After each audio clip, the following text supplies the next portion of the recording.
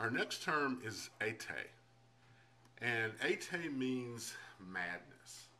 The problem that Achilles has during the course of the story is that in losing his philotis and in losing his connection with the other Greeks with which he's fought over the last 10 years in this war, and falling into the throes of this godlike anger, this rage, this wrath, this meanness, um, he has fallen into ete. He's fallen into madness, so that he is at this point in the story. Once he gets out there on the battlefield after Patroclus has died, and he's just roaming around killing anyone that appears before him. Uh, he's mad. He has lost his mind. He has lost his control of his faculties. There's no reason in him anymore. Um, when Hector, when he catches up with Hector, remember that Hector tries to bargain with him. You know, he says, "Okay, I realize now that it's the two of us. We're going to fight. But let me ask you this: if you kill me, I ask that you give my body back to my people. That I want you to give me at least that respect. You can take my armor, you can take my weapons. That's the spoils of war. Have no problem with that.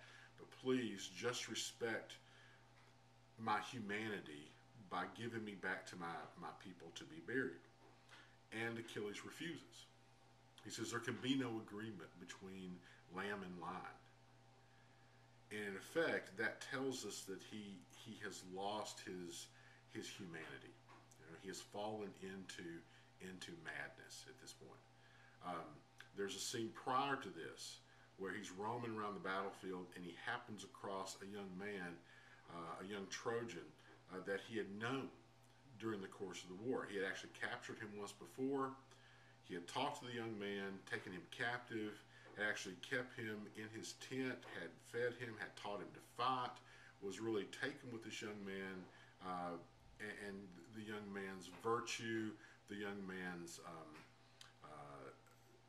general, just all around, he's just a nice kid. And Achilles is taken by that.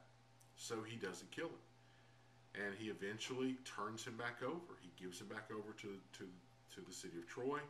And he says, you know, as long as even though we're on opposing sides, you will always be my friend. Well, in his madness, when he's roaming around the battlefield, he encounters him. And the young man realizes that this is not the same Achilles who was so kind to him before. And the young man takes off his helmet, he throws down his weapons, he tears off his armor, and basically just throws himself at Achilles and just begs for his life. Please don't kill me.